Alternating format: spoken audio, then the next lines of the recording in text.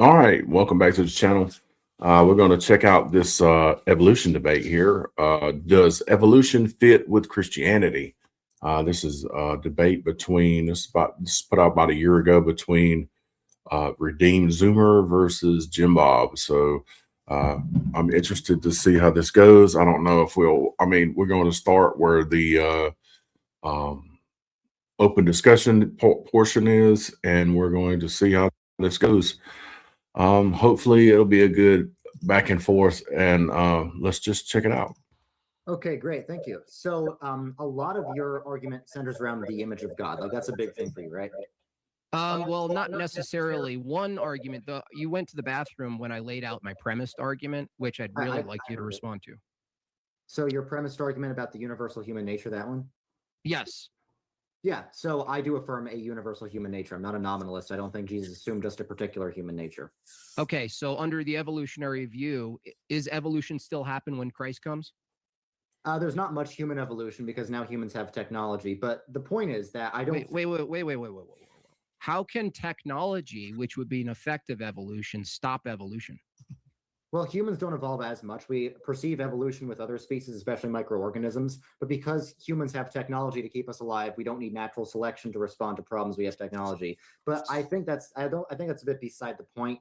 Because no, it's not actually beside the point, because if you're assuming evolution is this process we have no real control over, you're basically begging the question and saying, well, now that we have cool stuff, we're not evolving because we don't need to, right? Which assumes we're not evolving as much. There's little of evolutions here and there. Like how did you determine how much we're evolving and how much we're not evolving?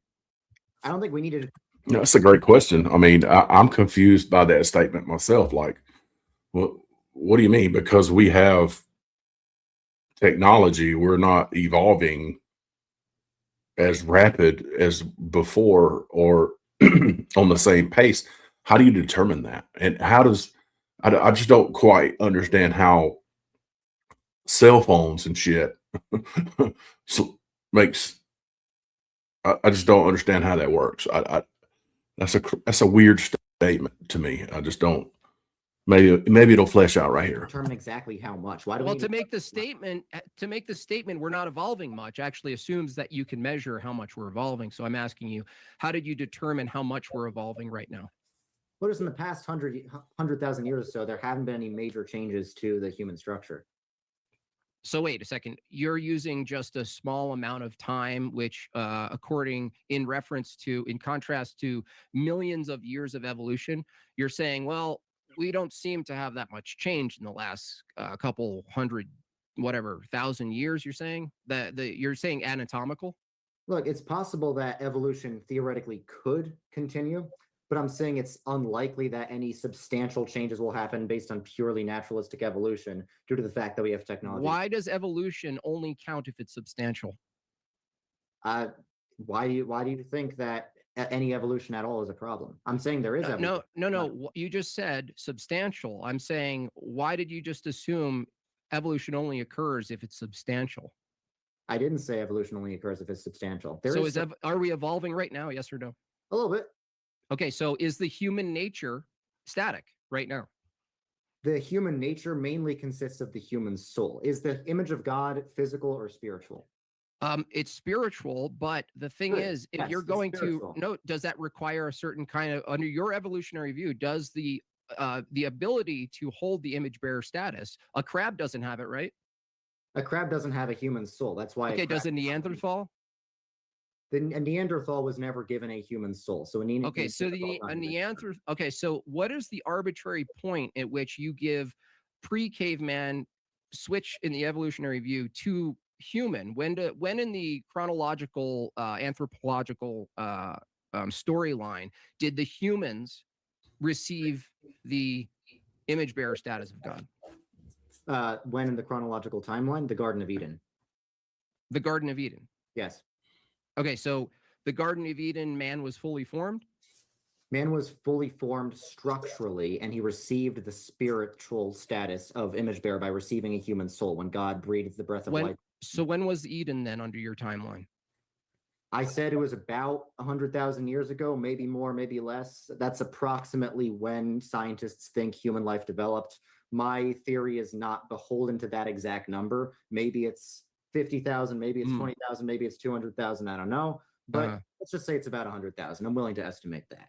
Okay, so was there a group of people that got image bearer status and the exact similar anatomical humans were just beneath them, didn't get the image bearer status? Perhaps. I mean, that would be necessary, right? Couldn't, because under evolution, even the people perhaps watching in the chat would argue there isn't an actual moment where humans became human. The process of evolution, you're actually in disagreement with evolution right now, because this long gradual timeline is this constant slow splintering of beasts, right? But under your view, you're saying there's this moment 100,000 years ago where Adam's created, even though other humans existed, right? Yes, Adam was originally one of them and then was set apart by God. And so was Adam a mindless beast? He wasn't. He was as mindless as the other hominids, maybe similar to Neanderthals. Did they sin? They didn't sin because no animals are guilty of sin. Okay, and so from your view, evolution could continue hypothetically, right? In a physical manner, yes. So in a physical manner, could we devolve and have smaller brains and no longer use reasoning and do philosophy? It's possible. That doesn't mean it's going to happen, but yeah, it's theoretically possible. Okay, just the way it's theoretically, people could get brain implants and become superhuman. Can someone today be born and not have the image bearer status of God? If they're born from two human parents, they will have the image bearer status of God. Even if they have almost no brain? Even if they have almost no brain. There are humans like that. Do you know about that?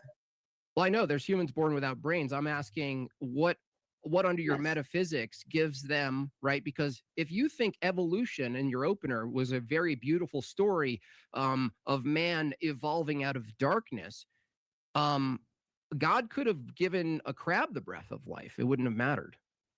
It wouldn't have mattered. If the brain isn't necessary for image bearer status, from your view, isn't it possible from your view that God could have just given any mindless beast, the image bearer status? Yes, God could have, but the interesting thought process right there by Jimbob. First of all, I'm really thrown off by the fact that this redeemed Zoomer has this thought process of about 100,000 years ago. I guess he's saying that's when Homo sapiens come into existence. That it was God that put their souls only in them. Anything previous before that has no soul. This is what I'm gathering from the conversation so far, and I just don't. I find that very weird. It's a very odd way of looking at this. And the beginning of soulness in people or in humans was the Garden of Eden 100,000 years ago. I don't know where this is coming from. It's kind of strange to me. The reason God gave humans the image bearer status, the reason God gave humans who have these big brains image bearer status is because we are to be God's priests on earth. God has a purpose for us. God wants us to build things. God wants us to name things. Priests of evolution? Priests of God. Well, I mean, of evolution too. We're going to be, because if you're the father, if you're the priest of your home, you should teach your kid evolution. I mean, sure. You teach your kids lots of things. So you should teach them we came from beasts. Yeah. Yes, that's what we teach in science. So science. Okay. So are you saying evolution is a scientific theory too? Evolution is a scientific theory. Is there anything required for something to be a scientific theory? So scientific theory is not just a hypothesis. It's a hypothesis that's pretty well agreed upon that there's lots of evidence for. Is there anything necessary as a prerequisite for something to be a scientific theory? I'm not sure what you're asking, but what would you say? Well, I would say for something to be a scientific theory in natural science, would you agree that evolution is a claim about natural science? It's a claim about the natural world, and Well, natural science studies the natural world. okay. So, Is sure. there so can you have a scientific theory without going through the scientific method? The scientific method is used to test scientific theories, but it's a bit different for evolution because it's a past thing. So Oh, okay. So you could argue about the what to classify evolution as, whether it's a scientific well, theory. I think it's relevant. The reason I think it's relevant is if you're holding the view that Christianity is true from your view Yes. and evolution is true, and you think it's just as priestly to teach evolution, you should probably No, be I able to never said it's just no. I never said it's just as priestly to teach evolution than to teach Okay. Christianity. I would teach evolution the same way I teach like the American Revolution, or the way I teach about the Mongol Okay. Empire. Well, I see evolution as I history. understand, but that category is history, and science is more rigorous than history, right? So I was wondering, do you know what the scientific method is? Well, yeah, it requires experimenting, so that's why you can't exactly use the scientific method to test evolution. We can test evolution on a small scale with like. So would you agree that experiment is necessary for scientific theory? Well, it really depends on how you're defining it. I mean, I'm not Scientific theory. I'm saying scientific theory is always at the tail end of an experiment. It sounds like you conceded that you really can't do an experiment on evolution, therefore it's not a scientific theory. So if you're going to teach it to your kids, at least teach them correctly and rigorously that it's actually not a scientific theory. It's a post-diction narrative about it's basically an origin story. Well, it depends on how you define a scientific theory. Like people were doing science before Francis Bacon thought of the scientific method with experiments. Okay. So it really depends on how you define it. All right. So But let's just say, for the sake of argument, let's just say that we'll teach evolution as history, as natural history. That's how people often classify it. It's natural history. Okay. And you believe that when God created, he included sin? So did God create darkness? Yes or no? God created, darkness would be the absence of light. Yeah. So an effect of good. So sin is the absence of goodness, just the way God created light, and there's also darkness. God created good, and there's also so from your view, God created evil. Nope. Well, I mean, wouldn't darkness be evil under your view? It's implied because Genesis says God saw the light was good and separated it from the darkness. So was the darkness good? Not good the way the light is. Not good the way the light is. It's not if the light is good. Does it have its own ontology? Like, are you a dualist? No, well, evil doesn't have its own ontology either. So that's why God can't create evil. And sin, and because you argue that because lyrically, I would say that you said darkness exists, which you say I heard you say in a debate that Satan, because Satan could fall, you're saying sin already exists. Is that correct? The fall of Satan occurred before the fall of Adam. I'm saying, are you saying the fall of Satan was sin itself? The fall of Satan was sin against God, yes. No, okay, so you're calling the rebellion against God's sin, right? Sure. Okay, and are you saying that the fall of Satan had an effect on other angelic beings the same way the fall of Adam had an effect on man? I'm not sure how that works exactly. I'm not sure if there was if he was like the federal head of some of the angels, the way Adam's the federal head of all humanity. It seems like the angels just willingly decided to side with Satan. But the point is that before the fall of Adam, there were evil beings. There were the fallen angels who are evil spiritual beings. So in that sense, evil existed in the world before Adam. Evil has no ontology of its own, but there were still evil forces. There were still forces. So what's the fall of Adam then under your view then? What's falling? I'll explain. So God offered Adam the tree of life. Historically, the tree of life has been interpreted to be Christ. If Adam had taken of the What?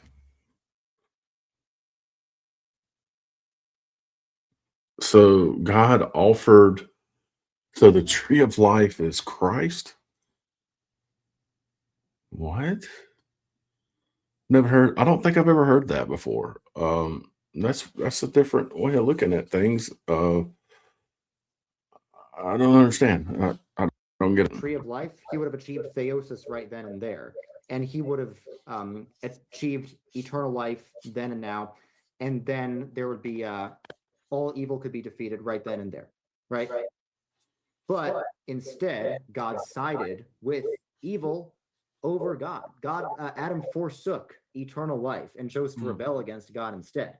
That's what the fall was. The fall wasn't the first instance of evil. The fall was humanity, God's greatest creation, Hold on, siding with but evil. you just said I just brought you through. Humanity doesn't have a static ontology under this Exactly. Jim Bob just exactly. Uh, remember what was discussed is we didn't have souls. The soul only come into existence 100,000 years ago. Before that, it was just beasts that had no souls. What was the fall? What was it? What was it? evolutionary view. The human soul is static.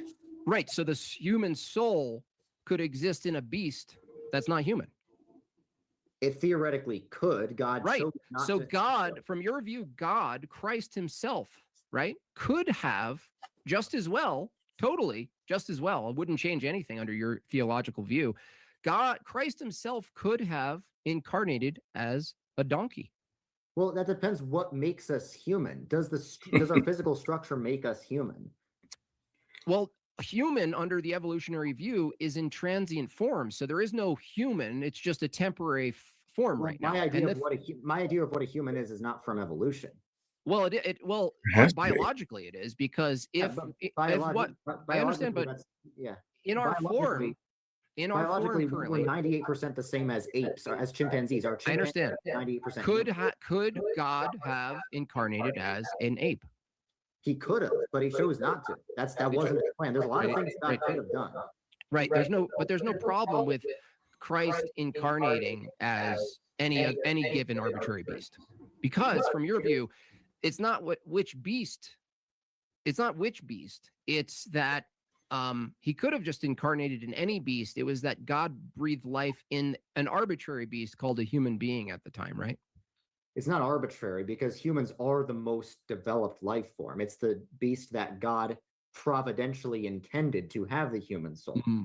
Okay, but if he used evolution, God is currently using evolution, that it's logically possible for us, right? It's actually necessarily the case that we are still evolving right now in some sort of micro and unknown macro way. So it could be the case under your theology that you call Christianity here, that if it took, from your view, it took Christ another 500,000 to a million years to come back, right? Theoretically, we could physically evolve out of this skin suit, and you would say a hunched over snarling beast, right, who's at the will of nature, would still hold the image bearer status of God, right? From a purely logical perspective, it's possible, but do you think God will allow that in his providence? Well, it's not a matter of what he would allow, because under your view, it doesn't even matter. What matters, this is the problem here. If evolution were true and was still in effect, and hypothetically you agree that we can devolve in a sense to a hunched over snarling beast, right, and back to the nature of right? Animal nature. What would stop?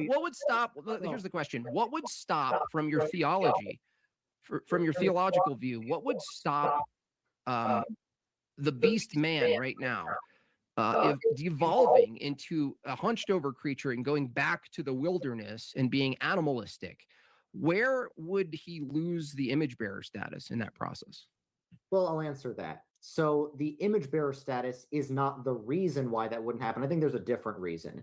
It's so that we could still relate to our first parents, Adam and Eve. So if we were so different, if we evolved to be so different that we could not relate to them, that would be problematic, because then we couldn't understand the message of salvation. For example, it's theoretically possible that human society could devolve so far that marriage doesn't exist anymore. And then we wouldn't understand most of the stories in the Bible that are based on these concepts like law, marriage, and kings and all that. Like Jesus is described as a king.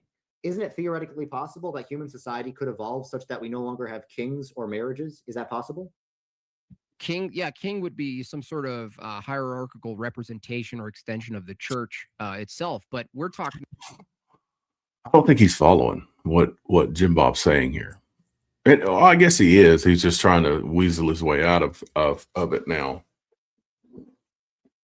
This is just proof that if you if you take the creation or the Christian view of Adam and Eve and all that kind of stuff, and you can't combine the two. This is just proof that evolution just does not fit in Christianity.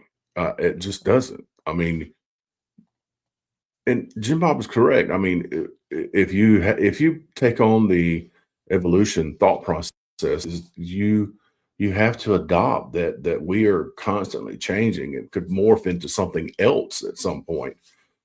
How does that fit in Christianity? And it really doesn't at all. And it just is not compatible. It's just not. About nature here. I'm just talking asking, about biology, not social. You don't believe in biological evolution, but obviously social structures change over time. We've seen lots of that happening in our culture. Is it possible humanity could devolve socially so much that we have no concept of a king, no concept of hierarchy, no concept of marriage? No. Let's say No. it's not. No, possible. it's not possible. From my view anyway, it's not possible that reality could ever be structured in a way that somehow avoids hierarchy. What if the leftists get their way, they make a commune, requires hierarchy to defend. What if they make some supercomputer that makes everything be perfectly in order? Requires force to keep it in order from bad actors. What if the supercomputer is the force? What if the supercomputer keeps everyone in requires line? Maintenance, which requires protection of force. So we already have AI that can do a lot of things. We don't have AI, we have augmented intelligence, but it's irrelevant to the point that hierarchy, the nature of reality, in nature especially, is definitely hierarchical regardless of the social paradigms. For instance, feminism, maybe you agree with me, RedeemedZoomer. Yes, feminism sits on top of basically a lie. It's basically we built a stage for people to believe that feminism is a real thing, and really it's completely undergirded by the force of men. So they get to play like there's some liberty, but it is the case at any given point, men could just take it over and just get rid of not only their rights but other people's rights. They could just do it with force, right? Okay. Yeah. So I'm saying that's the brutality I'm referring to tie it back to evolution. I'm saying from your perspective, it's totally logically consistent that evolution is still happening and it's potentially could continue to happen, producing more of a beast-like man than an elevated man. And that's totally logically possible. It's evolutionarily, from your view, practically possible too. It's physically possible, but God's not going to let. Like, why do you think? Well, saying God won't let it is not what's testing your theology and your compatibility with evolution. What's testing is you have this thing called image bearer, and you call the nature of man the image bearer, right? So when I say premise one, is it absolutely necessary as an antecedent of salvation for Christ to incarnate as a human nature? You actually disagree with premise one. You know why? Because you just admitted that Christ could have incarnated as non-human nature, and it would have been just as well. Well, I think the physical characteristics of humans are accidental to human nature because humans don't all have the same DNA. They don't all have the same physical characteristics. No two humans have the same physical characteristics. So where is this mythical Platonist form of a human structure? Where is it? You would say Adam. Are you talking about the universal of a human nature? Yeah, where is that universal? Well, it doesn't exist as a single object, right? Because if you're going to appeal to, is it okay for the particulars of that universal to deviate from that universal in some sense? Well, I would say in the mind of God. What would you say? I would also say in the mind of God. But is it okay for the particulars of that universal to somewhat deviate from that universal? Well, it can't deviate from the universal because that would be a contradiction. But if the universal, this reminds me of something that a well-known atheist said years ago, Christopher Hitchens, when he was describing this concept that this basically what this redeemed Zoomer is putting out there.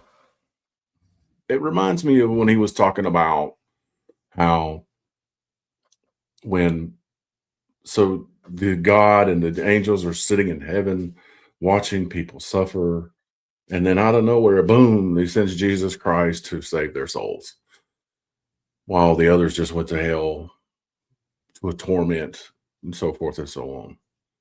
It seems to me like this, that if you adopt this evolution process, it's the same type of concept that everything before, if you believe in evolution, everything before uh, soul man that this guy's talking about 100,000 years ago, before everything before that just suffered. There was no redeeming qualities for anything in existence. All of the, what if you want to call cavemen or whatever the hell you want to, he's talking about, we're all just beasts and animals, and there was nothing until all of a sudden, boom, modern man all of a sudden has souls. Strange. This is a strange view. I just don't get it.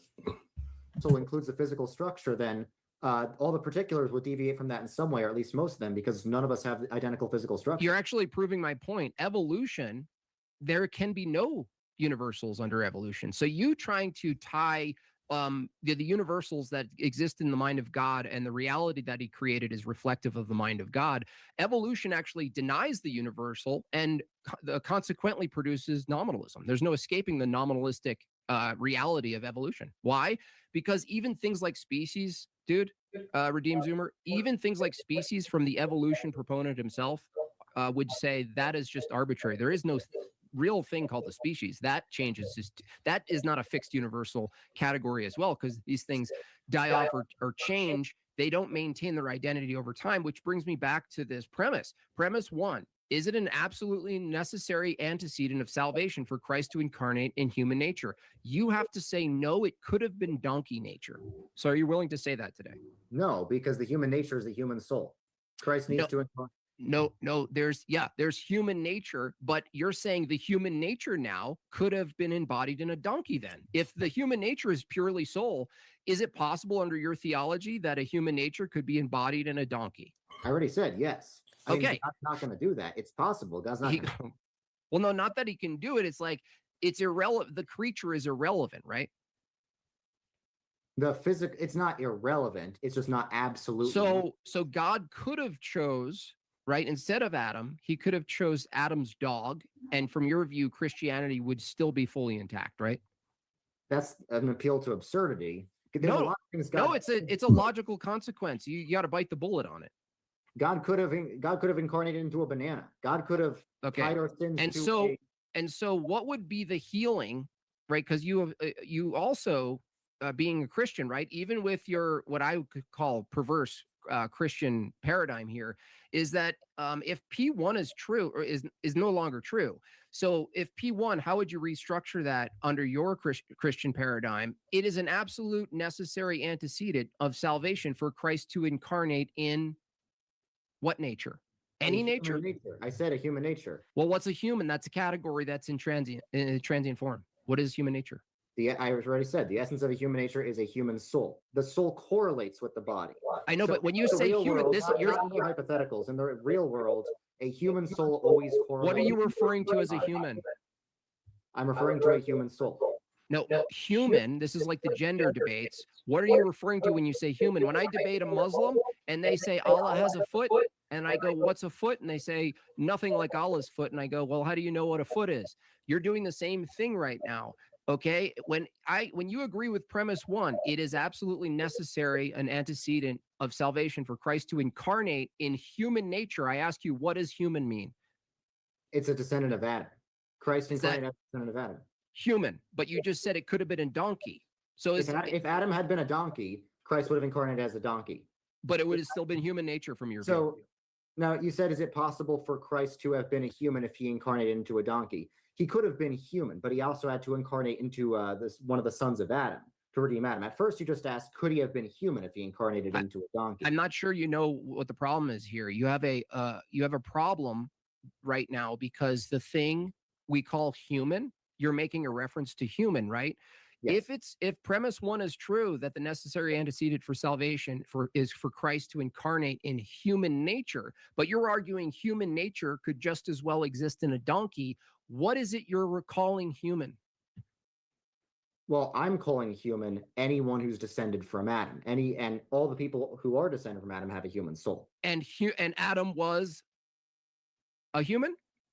He was a human once. He was a human person once he received the human soul. Okay, so Like the rest of us, once he received the human soul. Before that, he was a Homo sapien. You could apply scientific labels. That doesn't really matter. Before that, yes, he was a beast. Before that, he was a beast. Then he received the human soul. He became human. Everyone who's descended from Adam is human in the same sense that Adam was. So it has nothing to do with the form of the being at all. Human, from your view, it has nothing to do with our form or Doesn't have how we. nothing to do with it. The form is not, the physical matter is not essential to what it is to be a human. So it could have been the case that a donkey was crucified, and your Christianity wouldn't change a bit. Again, if Adam had been a donkey, if for whatever reason God chose to give donkeys the Imago Dei, then the entire story of redemption would have taken place with donkeys. Right, and that would be consistent under your Christian view, right? Yes, but God had his reasons for choosing humans. He said, why do you think God? This is crazy. This is crazy right now. This is absolutely absurd. I can't believe this dude's saying this. I cannot believe it. Chose humans instead of donkeys to bear the image of God. Why do you think that was? Well, I think we have a different view of Genesis, so I'm not going to go into exegesis and hermeneutics with you, but I would say that if you go to creation, God created man with specifically, not to evolve, but specifically to embody and to hold his image bearer status, and gives him free will to do so, as well as the faculties. I don't know, RedeemedZoomer, if are you a Calvinist? Yes. So he gives us free will. You don't even believe in free will, Yes, which is. We believe in free will. Okay, so wait a second, really? We believe in free will, yeah. Okay, so does an animal, a beast, pre-breath of life have free will? No. Okay, so they just do stuff, right? They're enslaved to their passions. They're enslaved to their passions, right? But under your view, a human who has free will can do evil and good? We have the ability, because we have free will, to do evil or good, yes. Can we evolve to not do evil or good? No, because the will comes from the soul, not from our physical flesh. Okay, so right now, human beings with a will could either choose to do good or evil, but they're still evolving. So they're actually superseding their physical dominoes, if you will, correct? Yeah, if we evolved into something else, we would still have the faculties of the soul. We would still have a mind. We would still have a will. We would still have free will. So we wouldn't be like crabs are today. If we somehow evolved into crabs, I saw this one video about how things keep evolving into crabs. If we somehow evolved into crabs, we'd be very smart crabs. We'd be crabs that sin and crabs that worship God. Now, this is not going to happen, but logically, it could. Yeah, logically it could. I don't see the problem with that. Right. Okay. So, but this is the thing, is that you really have no distinction between any of the beasts and man, aside from just that. So it's like I'm not sure. Well, I'm still not sure. I'm still not sure though what is being healed ultimately, if there's no universal humanity. What's being healed is the human soul and the creation universal. Again, we'll probably loop here. Like when I ask a Troon defender what a woman is, what are they referring to? They just say the person who says they're a woman, and I go, what are you referring to? Right? You're doing this with human nature right now, where there is no real knowable category of human nature. Yes, a human. No, there is. It's a rational animal. A man is a rational animal, an animal with a rational soul. Okay, but rational. So there are other animals like crows and corvids. They don't have rational souls. They don't have rational souls. They have relatively big brains compared to some other animals. They don't have rational souls. Okay, but you're saying we evolved, right? So it's possible that a bird who gets smarter could meet, like I said in my opener, the threshold, No, the naturalistic. they Hold no, on, they hol- can't. God what? needs to implant a rational soul in a crow for that crow to become human, to become a Human. person, to become So a crow could become human, though. if God wants to make a crow human, can God make a crow human? If God So wants, This is absurd. This dude has lost it. God can make contradictions. that's not a contradiction because It you're not is defining contradiction. human in the same. Is a crow a human? Well, are you defining human? If you look at it from the Christian standpoint, is God a crow? Because when according to the scriptures, God created Adam from the dust, right? And he said we're creating this Adam in our image. Is God a crow? Could God be a crow at that point? It's crazy. As a person, as like a rational person, or are you defining human purely structurally? Are you defining human structurally or spiritually? Well, Because what do those get equivocated. Are you defining human structurally or spiritually? well, let's do structurally first. Yeah. What is a crow the same as a human? Structurally, a crow is not the same as a human. Under evolution, is it possible in a million, cajillion, 4,000 million years for a crow to evolve to take the form of a human? Yes, that happens sometimes. It's called analogous structures. No, Jesus. No, I mean like standing and doing and Yes, debating. it's possible. It's So possible. under your theological view, beasts could evolve to walk and do debates. Let's say there's another debate channel No. with hold on with a me and a type of you, but it's a crow. They could actually be doing rational debates that's strictly given by their brain power, not by the rational soul, by just strict brain power, right? No, because we are self-conscious. Brain power is not strong enough to produce self-consciousness. The most the crow could evolve into is a type of ape, a type of Neanderthal. Neanderthals don't do debates. Okay, but if evolution was true, you're saying there's no threshold at which the brain power could produce a debating monkey. No, because debates require self-consciousness and they require free will. Well, then now now your Christian view is incompatible with evolution because evolution says that we evolved and produced our consciousness out of an emergent property system. No, that's not what I believe. Maybe some people who believe in evolution believe in that, but that idea is not essential to evolution. Evolution is descent with modification. I believe in descent with modification. Well, what other understanding, what other account for reasoning and the capability of debating and doing metaphysics and math and engineering would the evolution proponent have other than a naturalistic explanation?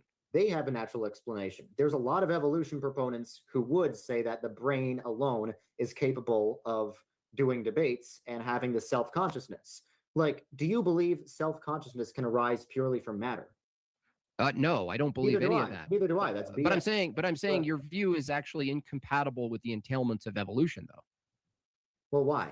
Because the entailments of evolution is strict biological mechanistic reality, which means wait, hold on, that's not what evolution means. no, evolution has an entailment, right? If evolution was true, without you introducing the ingredients of theism and reestablishing what you think evolution is and making it compatible, forcing its compatibility with theism, evolution on its face is purely naturalistic, correct? No. It's not. Okay, you cool. defined evolution earlier. You didn't include naturalism anywhere in that definition. I just asked you, what else is evolution other than pure natural events occurring, biological events occurring, neurological events unfolding? Evolution is descent with modification. That's the definition of evolution. Is descent with modification purely material and naturalistic? Not necessarily. How is it not?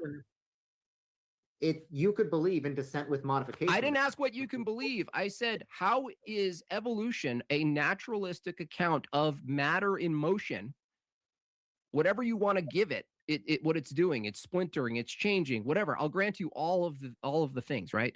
I'm saying if it's not purely mechanistic and determined by physical forces, laws of physics, laws of nature, thermodynamics, laws of chemistry, what else? I'm asking you, what else is influencing pure evolution Now, I want to clarify what I'm arguing for here. I'm not claiming that everything we are today is the product of evolution. I know you don't believe that. I'm saying under evolution, for evolution to be true without any theism involved, what else is evolution other than strict mechanistic determinism?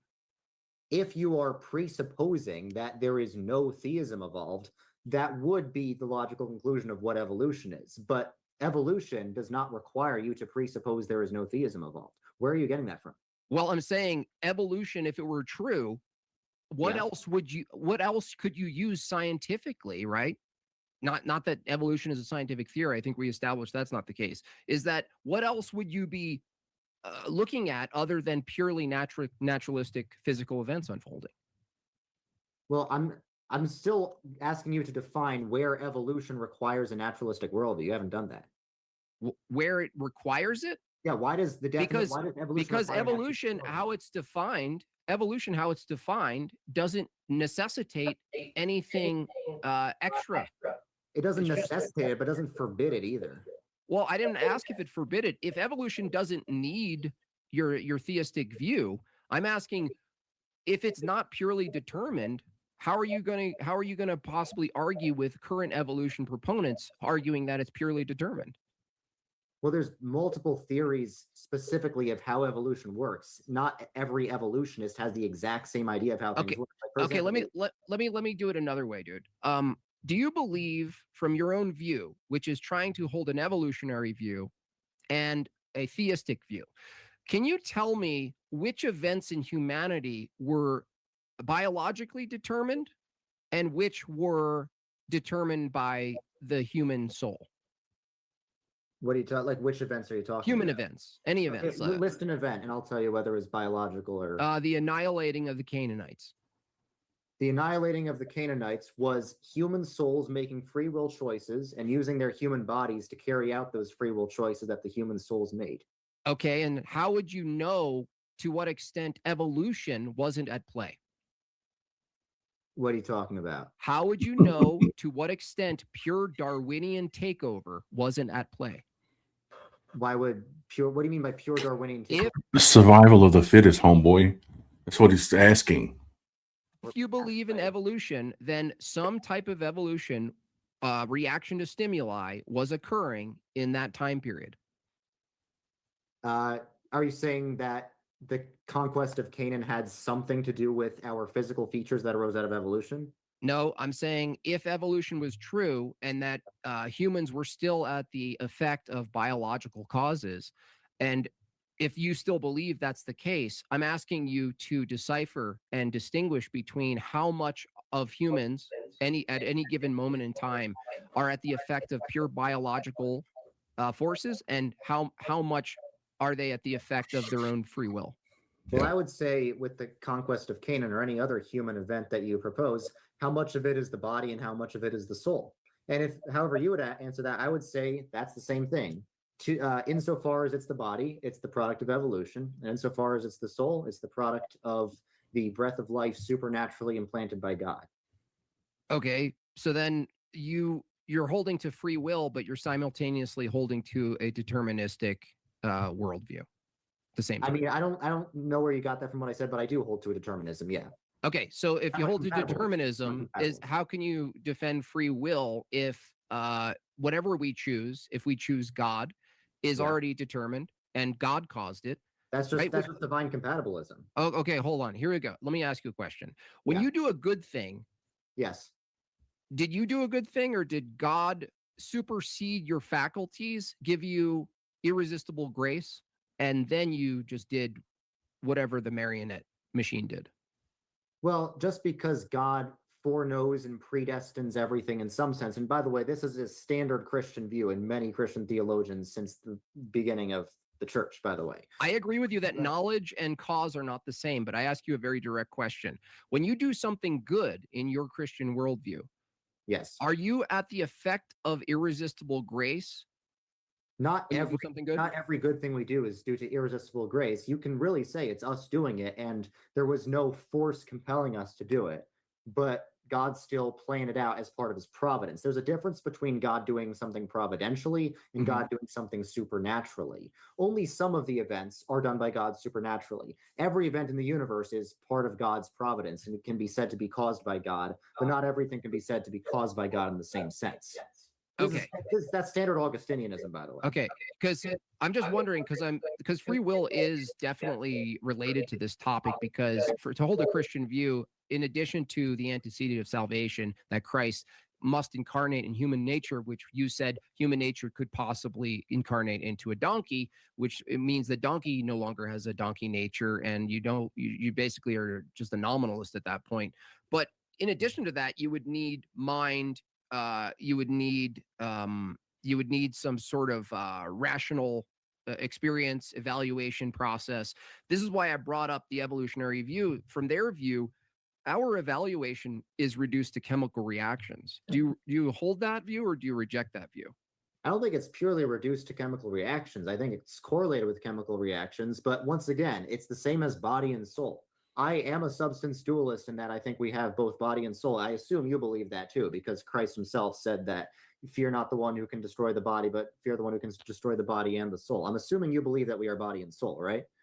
Yeah, I think there has to be a metaphysical aspect to us. Otherwise, determinism, we can't know anything. That's why I'm concerned and confused that you hold a determinist view. How is it you can hold a determinist view and an evolutionary view, which is just extra determinism, and think that you have the capacity or faculties to know things, if anything any conclusion you're coming to is either biologically determined or theologically determined? I'm not sure how you know anything to be true. Well, I'm gonna have to stop it right there. Go check this debate out. This thing is long as crap. There's of course a lot of questions at some point, and I really enjoyed this. I enjoyed listening to Jimbob and the way he approaches the evolution thing. But this is the first time I've seen him try to go debate a Christian that believes in evolution. And to me, the Christian that believes in evolution right here is not very rational. Jimbob put him in the corner right off the bat. Somehow we got into donkeys becoming humans. Crows could at some point, if Jesus or God wanted to, could make them human-like, and they could like debate whatever. Anyway, I enjoyed it. I hope you enjoyed it. It's a long video, but it is what it is. Till next time, see ya.